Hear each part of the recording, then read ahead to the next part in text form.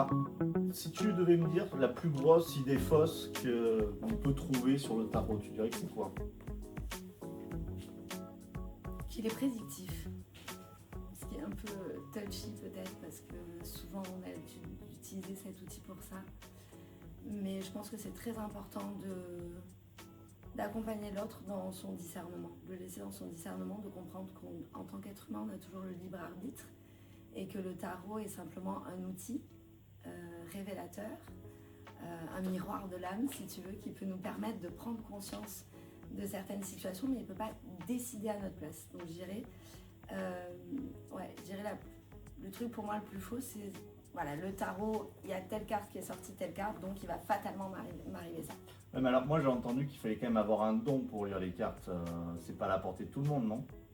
Si, ça pareil, c'est un truc faux aussi qu'on pourrait dire. Ouais. Il n'y a pas besoin que ta grand-mère t'ait légué un don sacré, on n'est pas des élus, on n'a rien de plus que les autres. Le tarot, c'est un outil qui s'apprend, comme tout. C'est une connaissance, comme l'astrologie.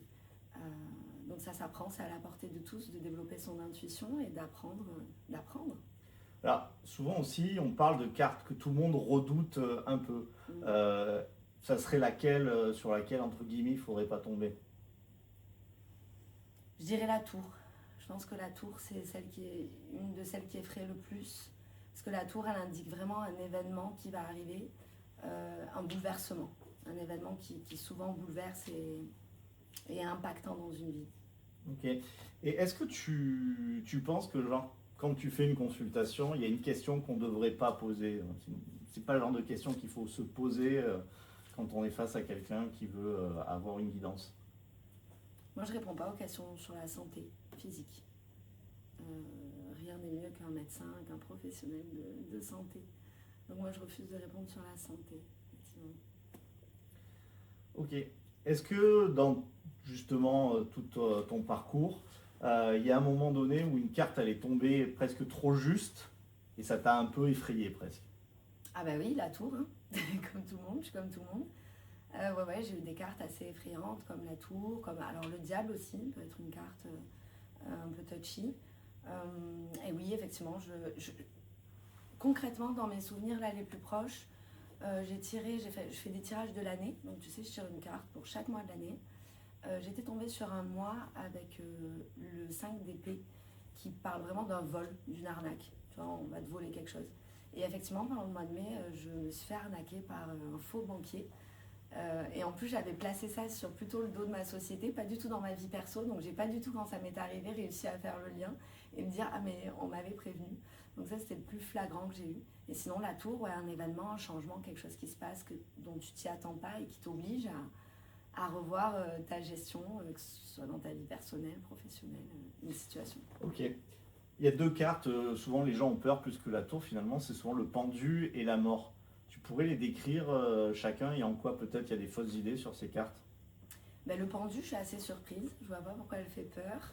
Le pendu, c'est une carte qui nous parle de dépouillement, de l'ego. C'est une carte qui vous invite à voir les choses sous un autre angle, à prendre le temps pour ça. Il y a vraiment eu du dépouillement de l'ego, c'est-à-dire descendre dans ses abîmes et observer ses comportements, ses fonctionnements. Pourquoi je fonctionne comme ça? Pourquoi je me comporte comme ça? Est-ce que mon ego rentre en jeu? L'ego mal placé, bien sûr, hein, parce que l'ego, c'est quelque chose de bon. Donc je ne sais pas trop pourquoi elle fait peur, mais elle invite plutôt à regarder les choses sous un autre angle, effectivement. Et à oser se dépouiller, à oser peut-être perdre quelque chose qui nous était cher.